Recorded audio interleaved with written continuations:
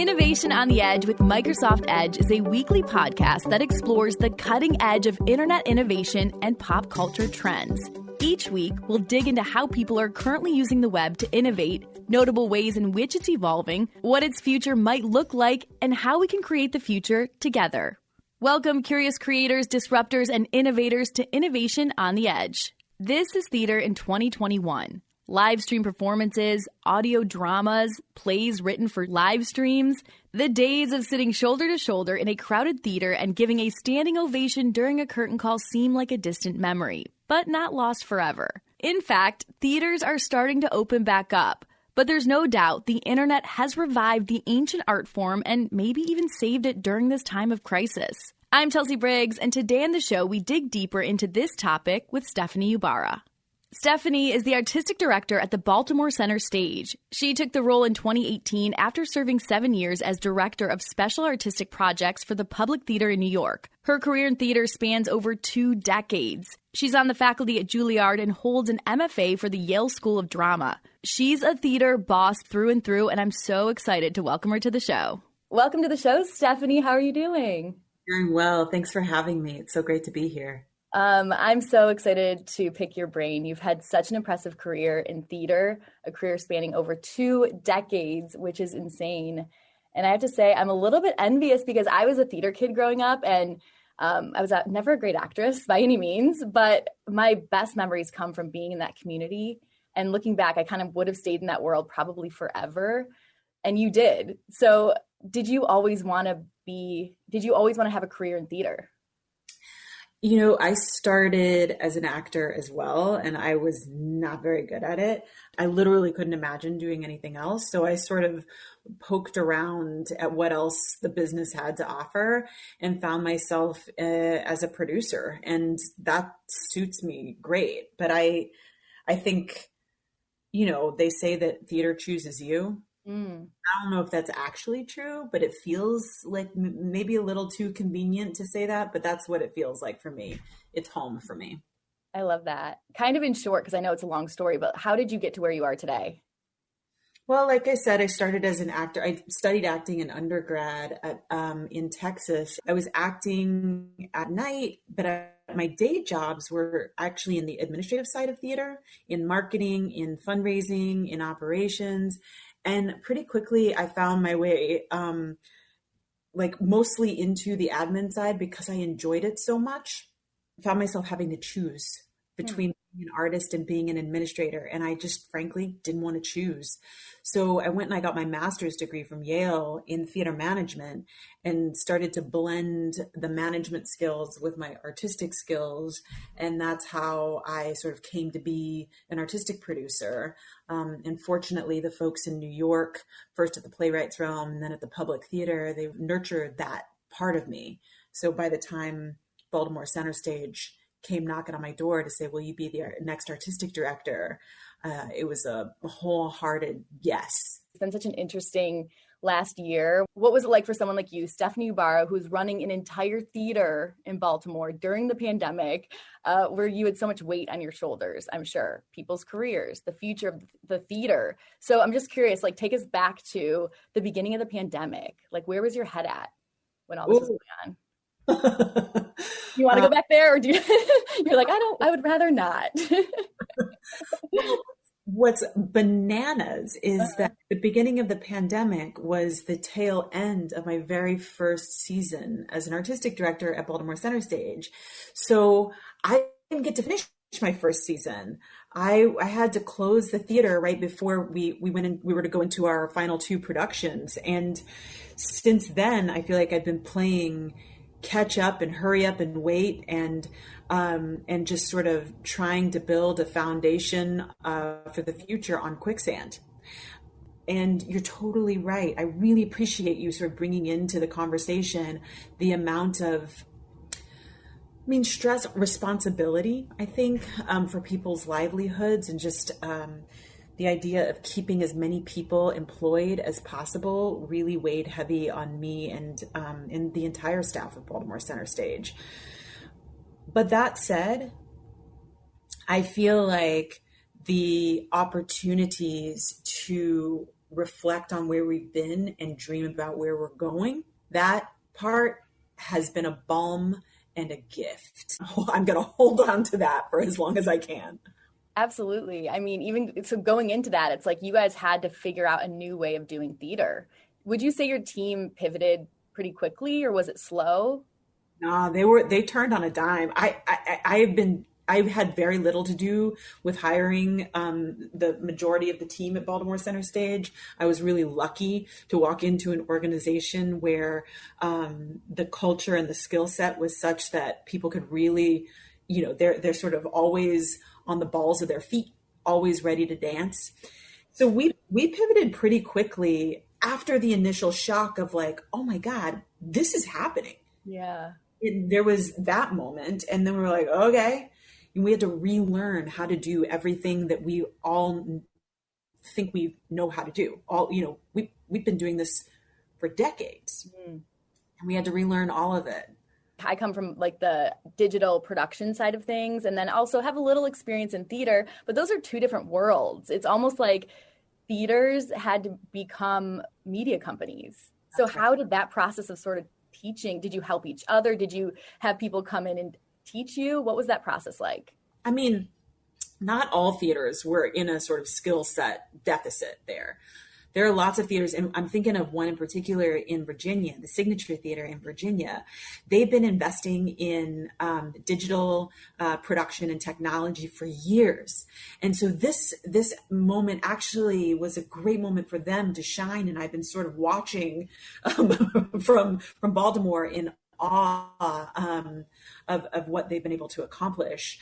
But what's been beautiful is that, as certainly my sort of cohort of new artistic directors, where we all were in our first season, all got shut down. We were helping each other left, right, and center. What are you doing? What are you doing? Who are you working with? What is working for you? What are you thinking about trying? Those are the ways that we were sort of feeding each other. And yeah, we learned how to make movies. We learned how to translate our live art into digital art. And frankly, there are plenty of artists who have been doing this for a long time. And so institutions who are catching up. I love that you said that you guys all helped each other. So would you say the theater communities all came together, really band together during this time? Because that's so beautiful. For sure. And it was really, I don't know why I'm surprised by it. I shouldn't be. Theater is an incredibly collaborative art form, but we're also incredibly isolated from each other. It can be really alienating, especially when you get outside of New York, or if you're not in a sort of major market like New York or Chicago or LA. It can be a little bit lonely. And so I found myself, still I'm in 1 to 2 roundtable discussions with theater leaders across the country every single week. And so this sort of abundance of our brain trust, that's still going. We're still tapping that. And it's awesome. I can't imagine working a different way now. Well, what would you say was like the moment when you realized that there was an audience for your virtual ventures? Because maybe you didn't know at first. You were kind of like, well, we'll see what happens. Or like, was there a specific moment where people just showed up for you? About this time last year, me and a few of my colleagues launched a national initiative called Play at Home. So it was Baltimore Center Stage, Woolly Mammoth in DC, St. Louis Repertory Theater, Long Wharf Theater in New Haven, Connecticut, and the Public Theater in New York. We got together and we started doing little baby commissions, paying playwrights to write plays that would be free and available to folks to perform in their living rooms. Not exactly digital production, but the extent to which we were sort of using the digital platform to basically crowdsource plays and then release them to the public for free became a huge success. And you said that was before the pandemic. No, it was right after we all got shut down. So we were sort of looking for the ways to reach people online and still find a way to activate theater in like live theater in people's homes, bathrooms. And that was the moment where I was like, oh, this is going to work. That's so encouraging that it was so early on. Cause like, you could have just been kind of trying a bunch of things and not really knowing, but that's what a great thing to have in the beginning, an example, then to move forward. Yeah, it was nice. I think I wanted to know if, because obviously now you're putting your art, shall I say, on all these different digital platforms, do you feel like you've brought in a new audience? Yeah, for sure. That too. It's been really incredible. Like Baltimore shows up for Baltimore. So locally in real life, we host thousands and thousands of people from the Baltimore area and all over Maryland. But now we've got audiences from all over the country and the world engaging with the stories that our artists are telling. And there's this beautiful ripple effect too, because it's not just audiences in California or South Carolina who are showing up on our buy site, but it's also the press. Like it feels like there is just this beautiful wave or ripple of like now, press beyond just the Baltimore press have a reason to engage with our content. So it's really been a win. It's cool because you don't realize, like us living in big cities where there's access to live shows,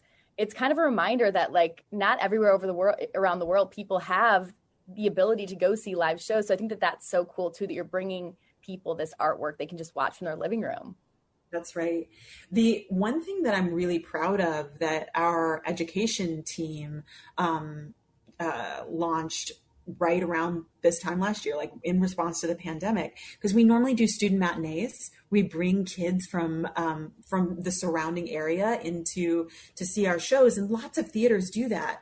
But one of the things that came up over the course of the pandemic, as we were putting together our digital content, we thought, you know what, we can actually do a virtual student matinee. So we actually now have created a virtual student matinee library with our shows and other sort of digital projects along with school curricula. So now students from all over Maryland have been able to take advantage of the shows that we're doing. That's so special. I read a recent study that said they found that 43% of the digital audience had never attended an in-person performance at the company that they bought an online ticket for. Like that's huge for theater.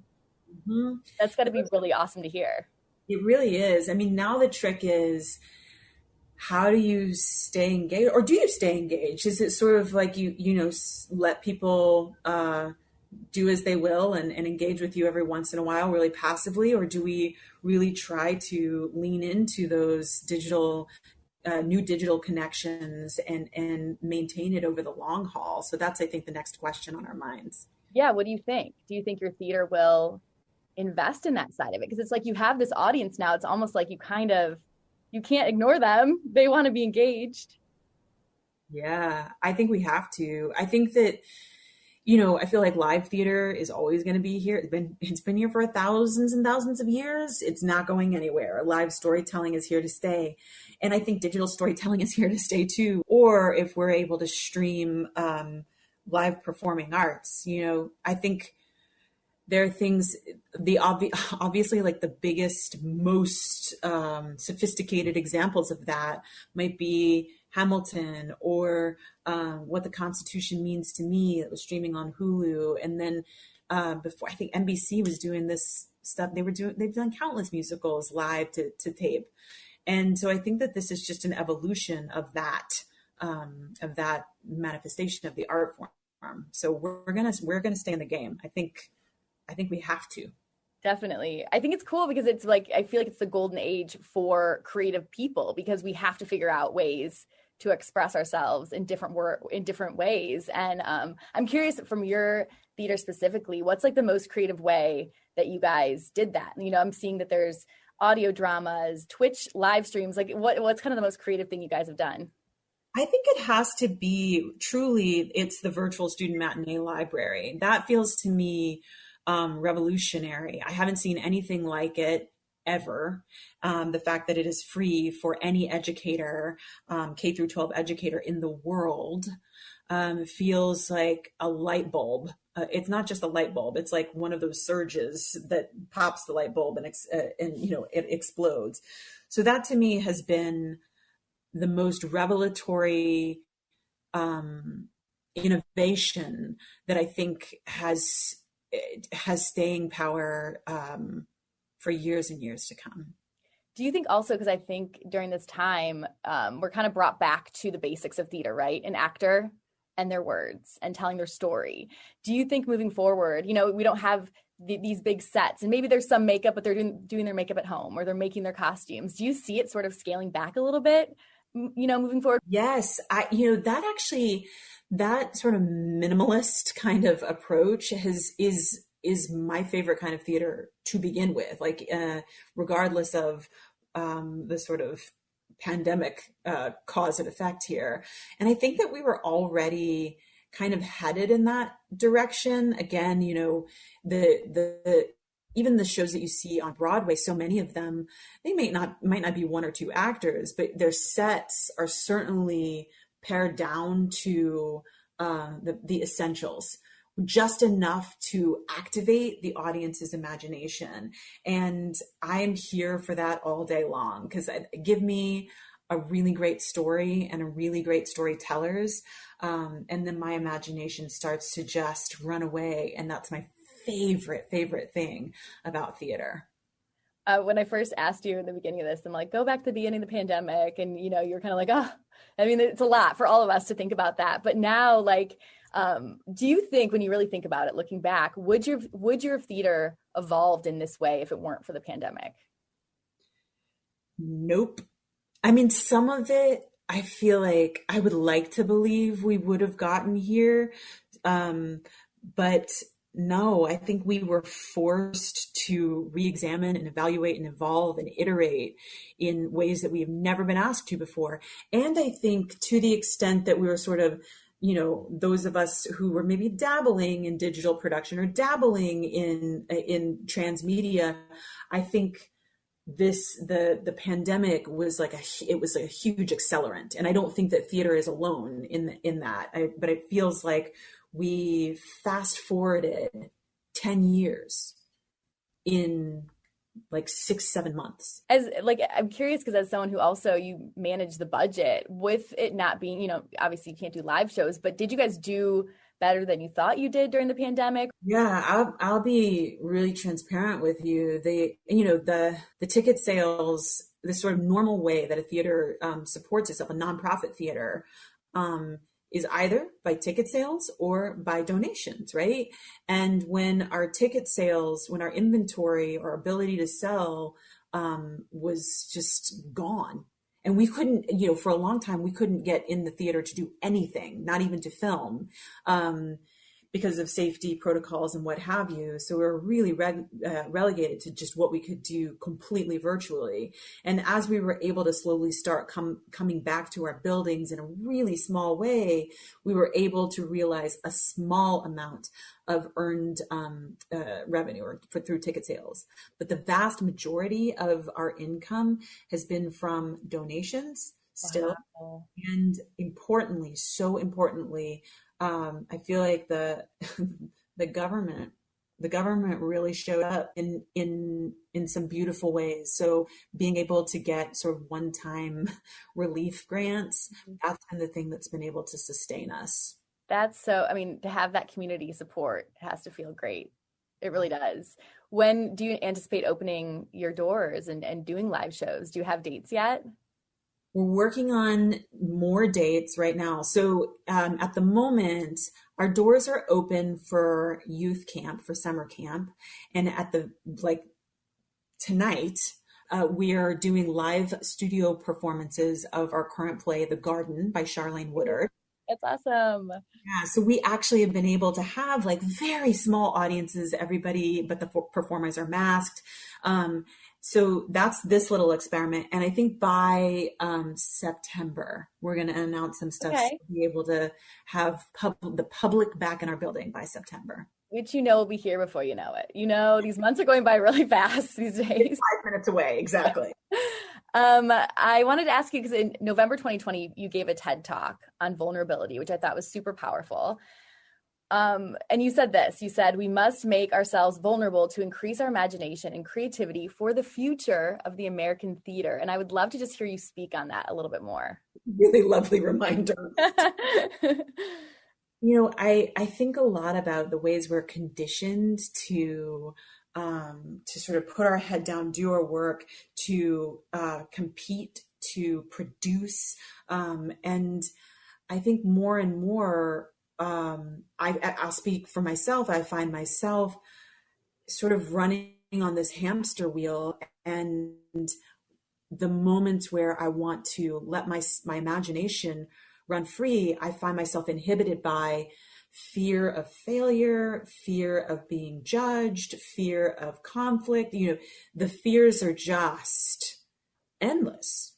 And the more I find that I show up for myself and for others with a kind of open heart and open mind, which means standing there really vulnerable, I think the ideas get better, the communication is more authentic, and the relationships are more sort of are more sophisticated, they're deeper and more meaningful.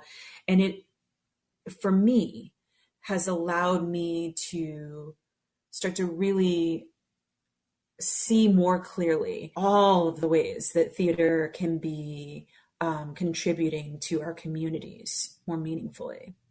Yeah, it's interesting. I think I even have seen on social media in the last year, people really just like putting their hearts out there. And it's been so inspiring. And there's been times when I'm like, oh, maybe I want to like put a post up and like, talk about something I'm going through, and being nervous to do it and having friends encourage me, and then I do it. And then you get all these people being like, I can relate. And I think that we live in such a world right now where your biggest strength is your vulnerability.